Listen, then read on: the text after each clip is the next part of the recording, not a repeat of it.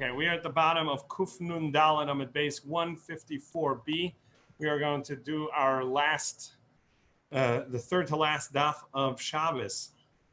And the discussion the Gemara had been talking about is whether moving or touching a muksa from a side, from the side, not and indirectly, whether that counts as moving a muktzah or not and would be prohibited. And the Gemara had made an argument saying that, well, it's true that muktzah on the side is going to be prohibited. Well, then if that's the case, even tzidei tzadim, also side of the side, also should be prohibited. And that's not going to be the case, as we're about to see. So the Gemara says, Eisivei Rav Mesharshe l'Rava. Rav Mesharshe asked Rava.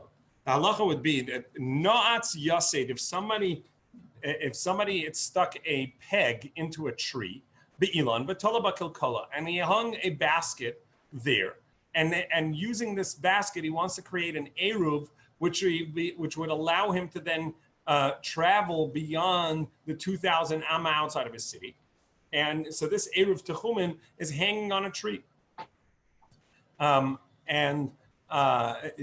we know the halacha is that you're not allowed to actually use a tree directly. You can't hang something on the tree or take something that's on a tree off the tree. On account of that, you may break off a branch, and that would be a form of harvesting, of detaching something from the ground. So you're not allowed to use a tree.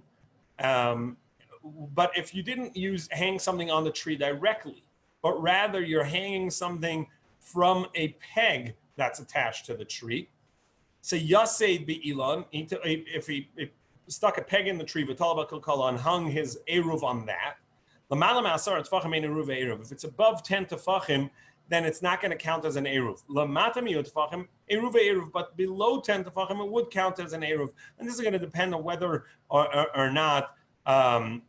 Since it's above 10 tefachim, so then it's going to be the basket itself is going to have its own halachic domain because it is 4 tefachim wide, and since he's dwelling in the public domain and the eruv is in a non-public domain, so you cannot use that eruv as his dwelling place, as his eruv. However, if it's below 10 tefachim, so it's in the public domain, so he is allowed to. Now, the only problem he has over here is whether it's in his domain or above his domain. But the fact that it's on a peg that's on the tree is not going to be prohibited, which tells us that it remains a permissible usage. He's allowed to reach in and get the food that's in that basket that's hanging on a peg, that's hanging on a tree. And if we say that anything attached to a tree is going to be muktzah, the tree is muktzah. So anything hanging on the tree is muktzah, and not only that, tzidei tzadim, a secondary, a side of a side, is also going to be prohibited. So then even the basket that's hanging on a peg should also be out of his reach and muktzah, and therefore not a good eruv.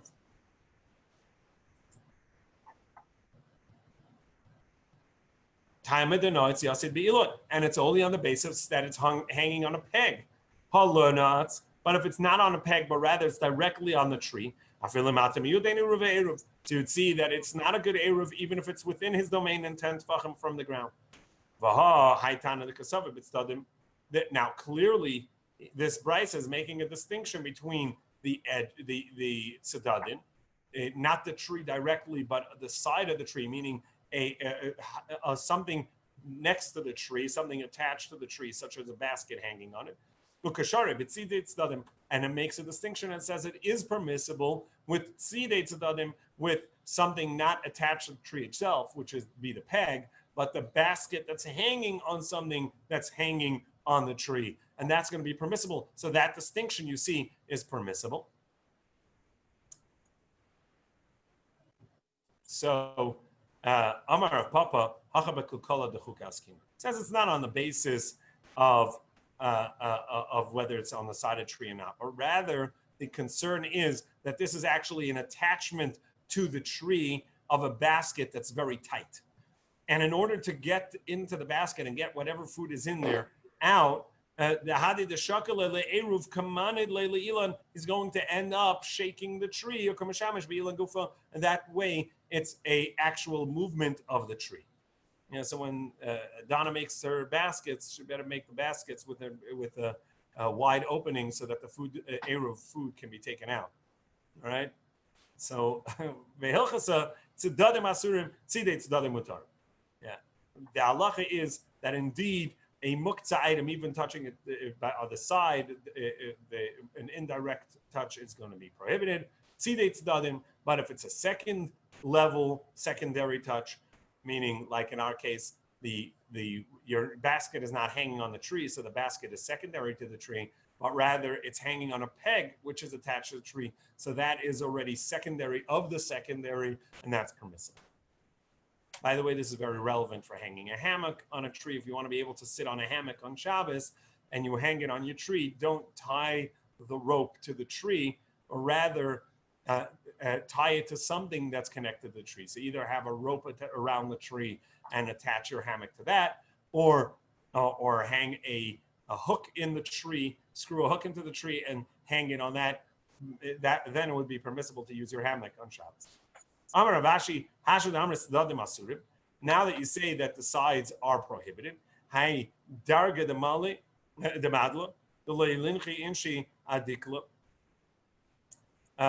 so this ladder, which is leaning on a tree, so that people can so the watchman can go up, and they would lean this ladder on a tree. The havalutzadim, that's directly using or indirectly using the tree, because the ladder is directly on the tree and you're using the ladder, so that's not permissible. Rather, what you should do is you should put them on a peg that's on the side of the tree and let the ladder lean on that peg. And when you climb, don't step on that peg, because then you're directly using that attachment to the tree.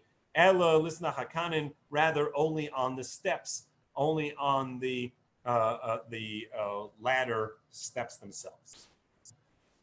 The next mission is going to deal with opening bundles of food for animals.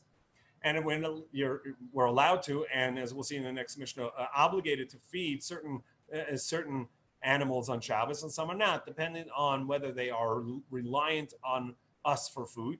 So then we can feed them, otherwise not. Now the question is, can we handle that food, which isn't edible to humans, it's only edible to animals? Can we handle it if it's already edible to the animal, but we can make it better? Or if it's not edible and we're going to make it into edible for the animals? So those are going to be multiple questions the Gemara is going to address, and two opinions. So the Mishnah says, Matir and Peki Amir, Lefnei Behema, you're allowed to open bundles of straw, bundles of actually hay for animals that are bundled for their feed, because this way they'll be able to eat it. Umefasfasin as akipin. Now what kipin are, the Gemara is going to explain, but mefasfasin means where you're going to spread and sort of mix this hay, because then they'll be able to eat it better. They'll get to the center of it, they'll like it more, and they'll eat more. But not zirin. And so kipin and zirin, the Gemara are going to explain what they are. Similarly, in maraskin as ashachas, you may not crush the stubble, the hay stubble, and carob for an animal, regardless of whether it's large animals or small animals. You can't do that for them for Shabbos. Rabbi Yehuda, however, Rabbi Yehuda says you may crush the carob for a smaller animal, such as goats and sheep, etc. So what's the basis of this machlokas and what's going on in this Mishnah? So we're going to have the first opinion is Rav Huna. Rav Huna is going to tell us that you cannot create food on Shabbos. You can't turn non-edible animal feed into animal feed. What you may do is, once it's animal feed already and it's edible, and you want to make it enhanced so that they enjoy it more or that they'll eat more, that's permissible. Am Rav Huna, hein pekiin, hein keepin. So the same thing as pekiin and keepin is the same. You're opening the bundles in order for them to eat. Pekiin tray and keepin tlasa, and it's just that pekiin is a double bundle and keepin is a triple bundle, but it's the same thing. And zirin, so what? And you're allowed to eat open both for animals. And what are zirin? Zirin the arzit. These are cedar branches, which only when they're fresh will they be eaten by the animals. And this is the meaning of the Mishnah.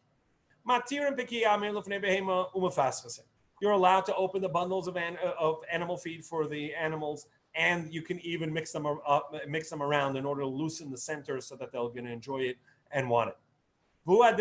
And similarly for a triple bundle, but not cedar. Not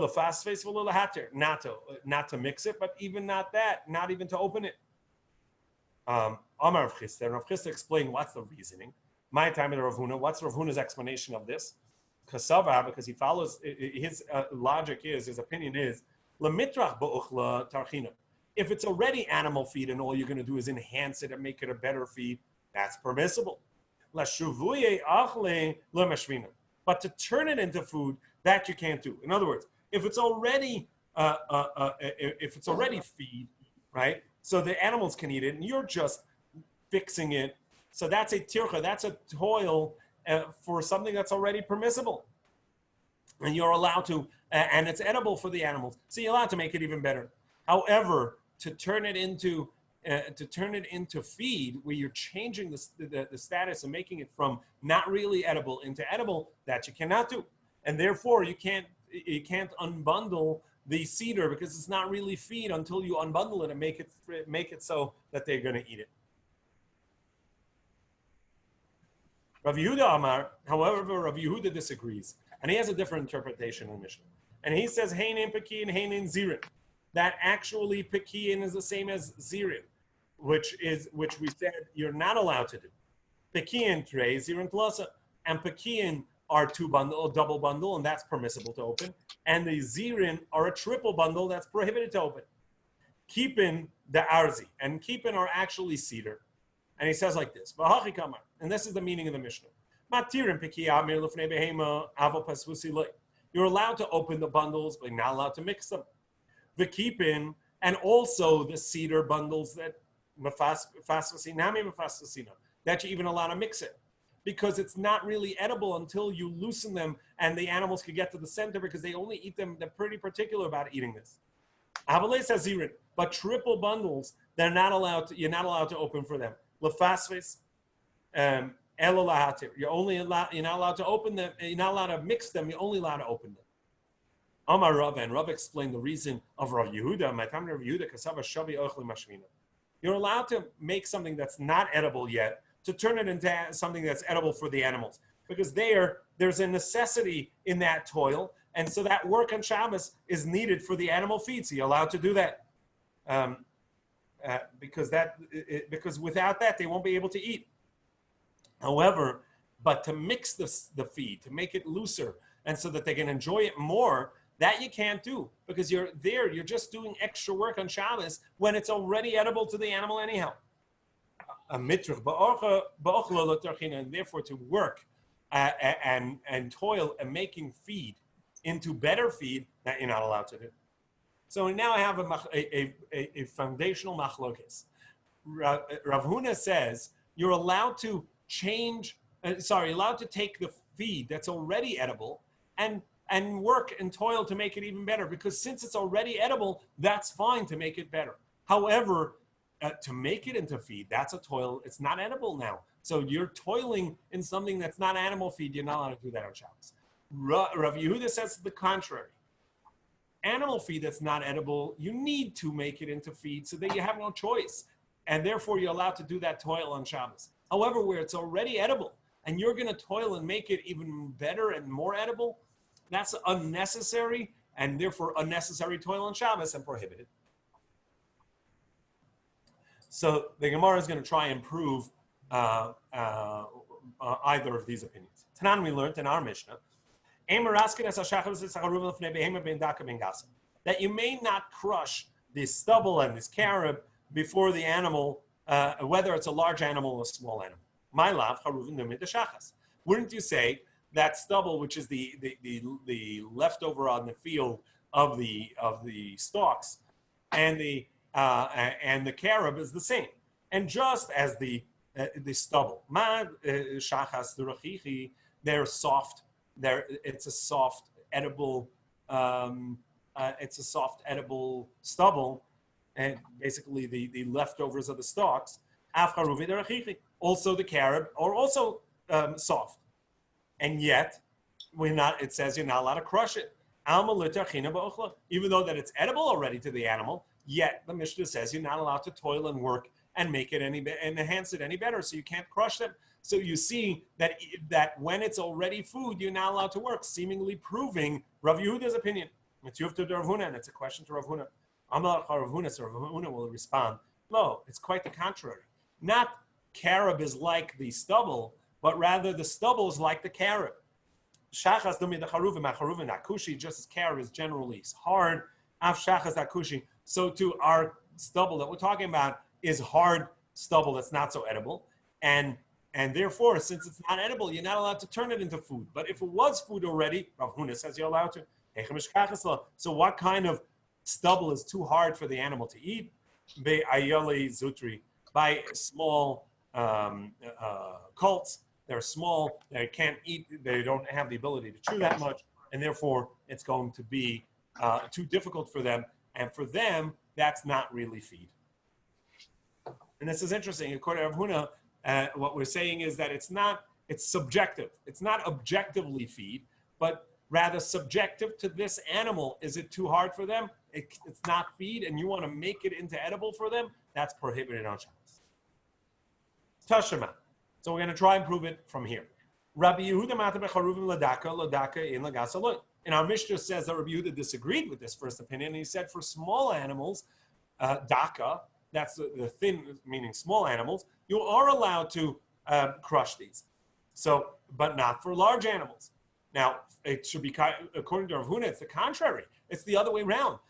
If for small animals, which it's more difficult for them to eat it, you're allowed to crush it. For sure, for the larger animals, where it's food for them, you're allowed to crush it and make it enhanced food, because that's the logic of Rav Huna, that once it's food, you're allowed to make it even better. If we follow the opinion of Rav Yehuda, that says that once it's a food, you're not allowed to toil in it. So but you are allowed to make it into feed. He says carob, making it, crushing it for small animals is making it into animal feed, and it's permissible. However, if you say that the first opinion of the Mishnah says that you are allowed to work only on food that is already food, but to make it into food, you're not allowed to. So then Rabbi Yehuda if Yehuda permits making it into or enhancing it as feed for small animals, for sure for large animals you're allowed to, because for them for sure it was feed, even because they can eat even tougher and rougher food. So the Gemara says Misaver daka daka mamish. So the Gemara now is going to attempt to say an alternative interpretation of the word daka. Generally, when the Mishnah says daka, and in regards to animals, it's talking about small animals, not bovine, which is usually behema gasa, but rather small animals, so sheep and goat. And therefore, based on that, our understanding of the Mishnah is going to be that when Rabbi Yehuda says you can crush carob for small animals, what he's saying is, since they can't eat it otherwise, so you're helping it turn it into food for them. And that would prove Rabbi Yehuda's opinion that you're not allowed to toil and work on something that's already animal feed to enhance it, but you are allowed to work and toil to make it into feed if they can't eat it without it, because that's a necessity. So that would fit well with Rabbi Yehuda. But if it's if you're actually already it's edible, so then you're not allowed. Then if it's edible, you're allowed to enhance it, like Rav Huna says. So then what distinction is there between small animals and large animals? Either way, they can eat it. And in fact, larger animals have a greater ability of eating this food. So why would Yehuda say you're only allowed to crush the carob for small animals? So Gemara says, no, actually, it doesn't mean small animals. Daka here, as opposed to generally, where it means small animals, meaning sheep and goats, it doesn't mean that at all. It means large animals, but we're calling them small because it's hard for them to eat. That's Gemara attempt that, and the Gemara is going to disprove it. But the Gemara at first attempts, misav is daka daka mamish. You think that daka means like what we usually mean, small animals. My daka gasa. No, we're talking about bovine, large animals. So we're talking about in front of your cow, your bull. Well, my karle daka. So why does it call it a small animal? The daika ba'uchla, because it's particular because it crushes it when it eats it. So it itself is going to crush it. So therefore, you're allowed to crush it for it. So Gemara says that doesn't fit. Amediktani Reisha, because at the beginning of the Mishnah, in the first opinion, the opinion of the Tanakama, he says you may not do so for large animals or small animals. So since he says uses both terms there, clearly Rabbi Yehuda is disagreeing to the same, using the same term, and therefore clearly daka means what it usually means: a small animal, sheep and goats. And therefore we have a question. Like we said, if Rav Huna is correct that you're not allowed to turn it into food, but once it's feed, you're allowed to enhance it. Why would Rabbi Yehuda say that you're allowed to crush the carob for small animals and not large animals? To the contrary, large animals for sure can eat it beforehand, and by small animals, maybe you're turning it into feed and you're not allowed to.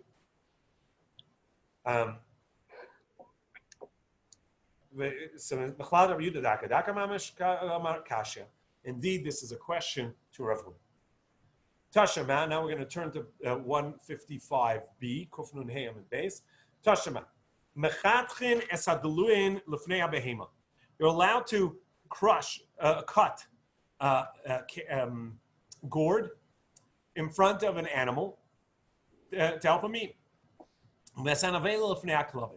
And dead carcasses of animals, roadkill, you can cut it up for a dog to eat.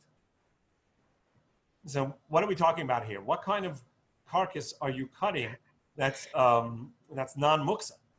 So my lav, wouldn't you say that it is both the gourd and is similar to roadkill? Just as roadkill is soft, so so too the deluin, this gourd is soft. So meaning it's already edible, and yet you're allowed to cut it up to make it easier and enhance for them. So you see that it's not a muksa.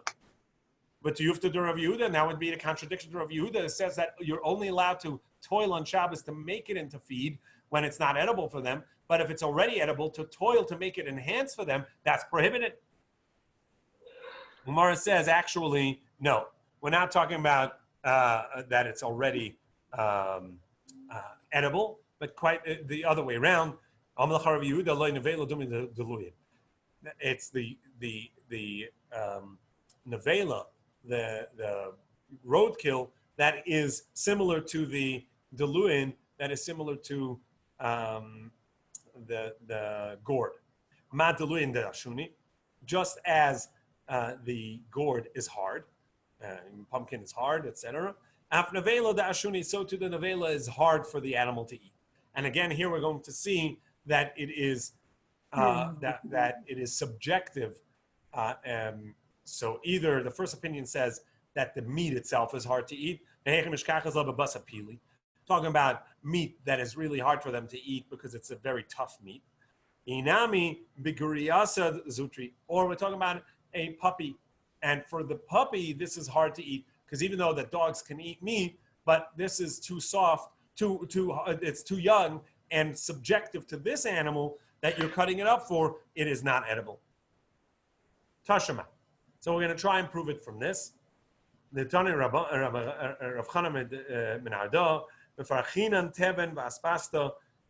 You can break up hay and or fodder. Sorry. Fodder. fodder, for the animal. Uma'arvin, and you can even mix it. And even though mixing it enhances it. Alma tarchina b'ochot heaven, you can see, even though that it's an enhancement, and meaning it's already hay, it's already animal feed, and yet you're allowed to move it. So that proves Rav Huna that you can enhance the animal feed. So the Gemara says, no, maybe we're talking about Tevin Nasaria. When we're talking about hay, we're talking about hay that's already started going bad, not bad enough that you'd use it for kindling, but bad enough that unless you mix it, the animal's not going to want to eat it. And aspasta be'ili zutri, and also with the fodder, we're talking about a young colt that has a hard time eating unless you mix it up and soften it. So we have a machlokas here between Rabbi Yehuda and Rav Huna in the meaning of our Mishnah. Do we say that you're not allowed to work and to create animal feed, but once it's already animal feed, to enhance it, that's an easy thing, and that's allowed to be done on Shabbos? Or that's Rav Huna's opinion. Rav Yehuda says the contrary, that to turn it into feed, if it's not really edible to the animal yet, so you must do that because otherwise they won't be able to eat it. So that's permissible. But where it's already edible and you're just enhancing it and make it better, that's not enough, reason enough to toil on Shabbos, and you're not allowed to do that. Now we're on the next Mishnah. Ein ovsin es hagamal v'lo dorsin. You're not allowed to, and this is forms of stuffing the animals. Before they'd go out on a long road trip, they would take the camel and stuff it with a lot of animal feed. So you're not allowed to do that on Shabbos. And there are different levels of how they would stuff it. The first one is called turning it into a fodder bag, into a trough. That where like you'd literally stuff in that much. That's not permissible. And also not pushing it in, and we'll see the difference in opinion in the Gemara of whether that's using a vessel or by hand, and what the distinction is. Aval mal itin, but you are allowed to stuff it in this level called mal itin, and we'll see the Gemara discuss what that is. The ein ma'amirin is agolin, and calves you're not allowed to do a similar kind of stuffing ma'amirin. Aval mal itin, but you are allowed to do the level that we just mentioned, which is mal itin. Umalhalketin l'tarnagolin, you are allowed to do this level mahalketin, which is also a form of stuffing, but it's for chickens. Vanessa Mayin Lamorson, you're also allowed to put water into grain husks, basically like a bran. But you're not allowed to mix it to make it into a mush. You're not allowed to put water in front of your beehive, or in front of doves in your dove coat. And the Gemara is going to say two opinions, two reasons. One, because they can find feed anywhere, and also because there's water available elsewhere. But before geese and chickens, you may put, and also before Hadrian doves. These were doves that were more domesticated, would not find their own feed, and would not find their own water. So what does it mean you're not allowed to do ovis, which is basically making a trough bag, a fodder bag inside the camel? You can't put in that much feed that it basically has a long journey's worth of food already stuffed into its stomach. Does that really even work? Yes, indeed. Like Rav Yirmiyah said, I saw this Arabian person, the achla kura. He made the camel eat a full kur, which is an enormous amount, and then for the rest of the journey, put a bundle of a kur of animal feed onto the camel, besides for the packages that the camel was carrying. So you see that he gave an enormous amount of feed and stuffed the animal that way. And you're not allowed to do that on Shabbos.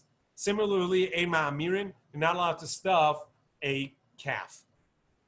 Ezu ha'amra, ve'ezu hal'ata. So you said one of them is permissible, one's prohibited. Hamra is prohibited. Hal'ata is permissible. It says mal'itin. That's permissible. So what is that? Amar Rabbi Yehuda, Hamra l'makam she'ein yechol lahachzir. Hal'ata l'makam she'ein yechol lahachzir. So Rabbi Yehuda says it's based on how deep you stuff it down its esophagus. If it's down enough that it can't so just regurgitate it and bring it back up, so that's prohibited. But if you put it in the back of the throat enough that it's likely to swallow it on its own, but it could bring it back up, that's permissible. That's Rav Yehuda's opinion. However, Rav Chisda says no. They're actually both to a place that cannot that they cannot bring it back. Hold on 1 second, please. It's both in a place that the animal actually cannot regurgitate, cannot bring it back up. So then what is the case? So Rav Chisda says the distinction is v'hamra b'kli.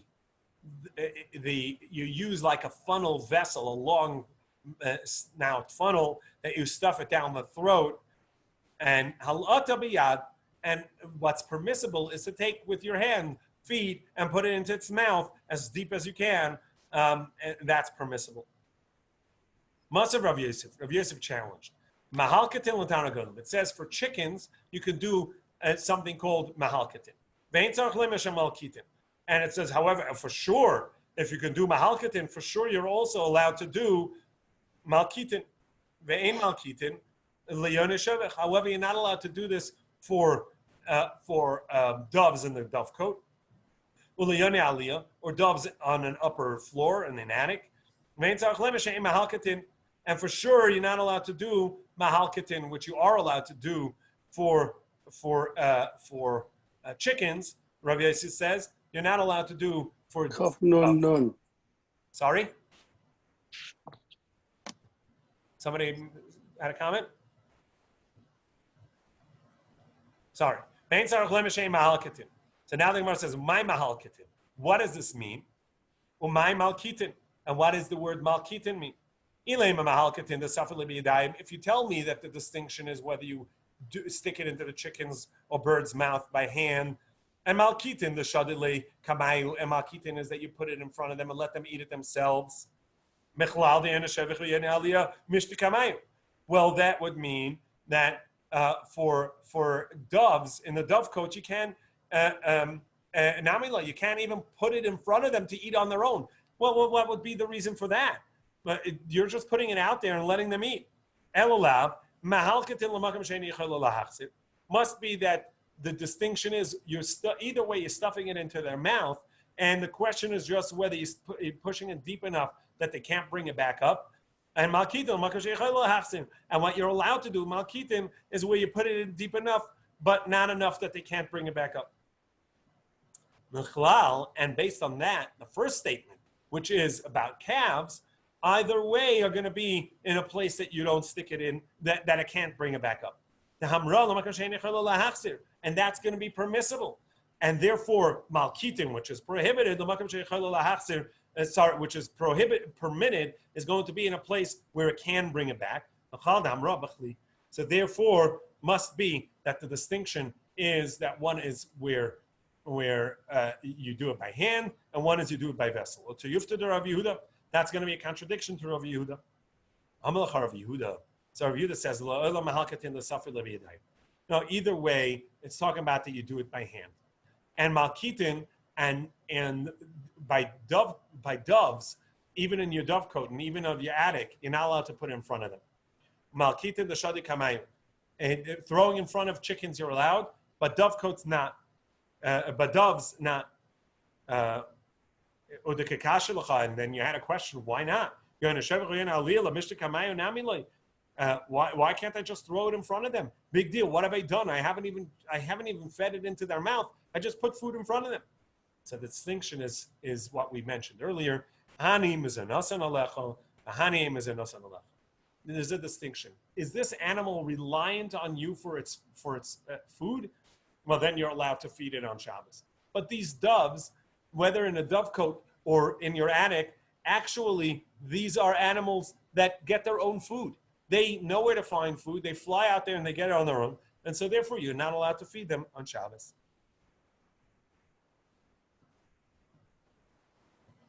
Kedetania, like we learned in a brisa, and it seems like dogs were rarely fed in the times of the Gemara in Babel.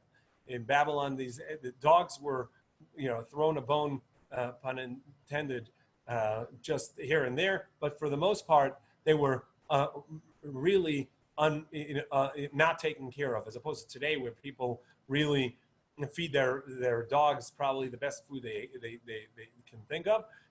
Back then, that was not the case. To the tiny years we learned, you're allowed to put food in front of a dog on Shabbos because it relies on you. But you cannot put food in front of a pig because pigs can find food anywhere. They'll eat anything. What distinction is there? This one, the dog, relies on you for its food. And this one, the pig, does not rely on you for its food. Oh, find something.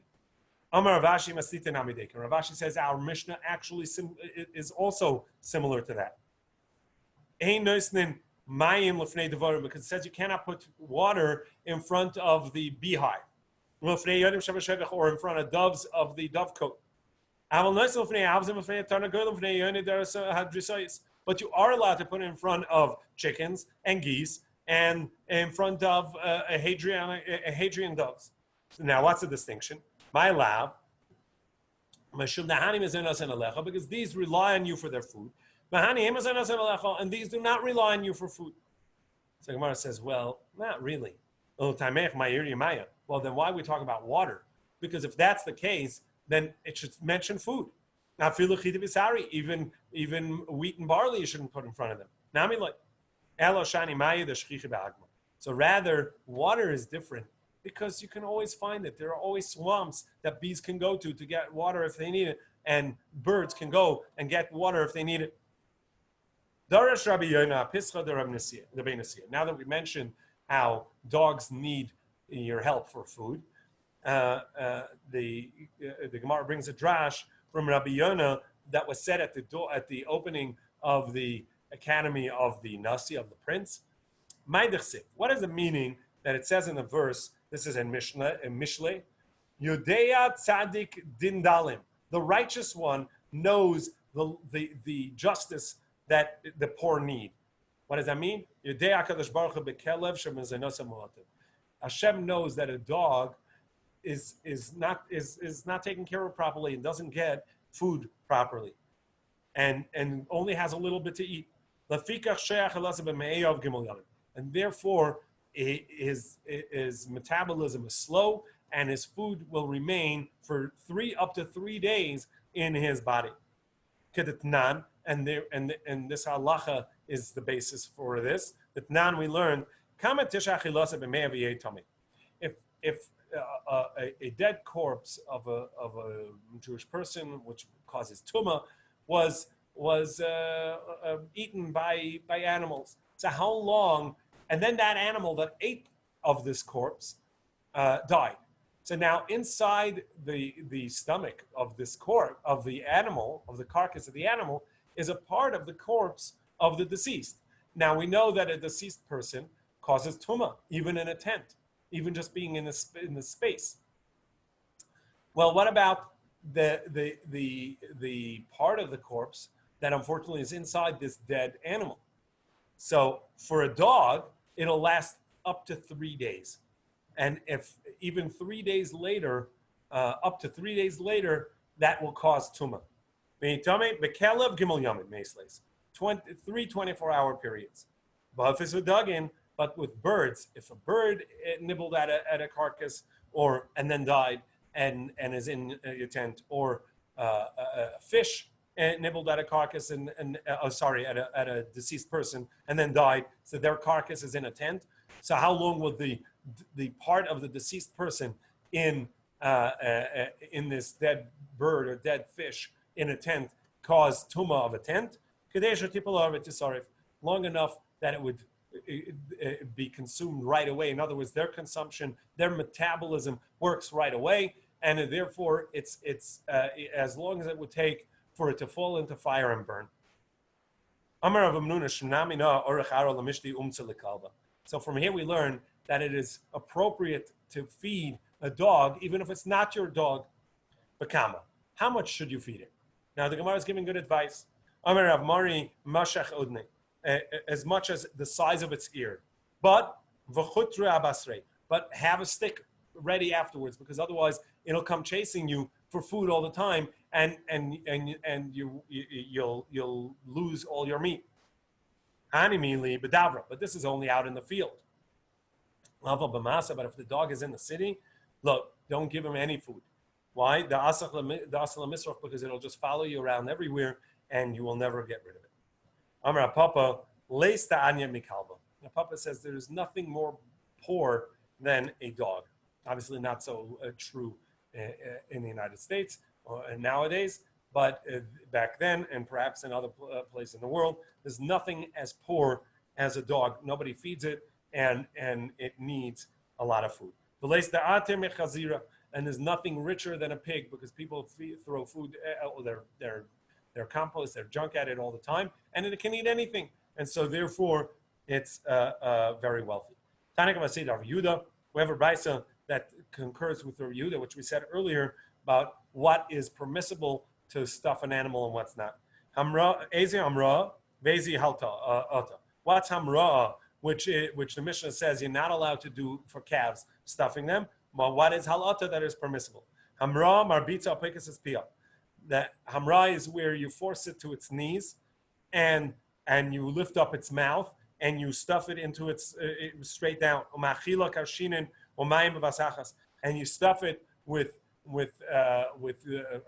these grains and water all at once. Halata. What is halata? Ma'achila mu'umad. The calf is still standing, and you feed it. Umashka mu'umad, and you give it to drink while it's standing. But you give it a lot. And you give it the water by itself and the feed by itself, and that is permissible. That's not actually stuffing it down where it can't bring it back up. Okay, Bez Hashem, tomorrow morning we will continue on 155b at the bottom.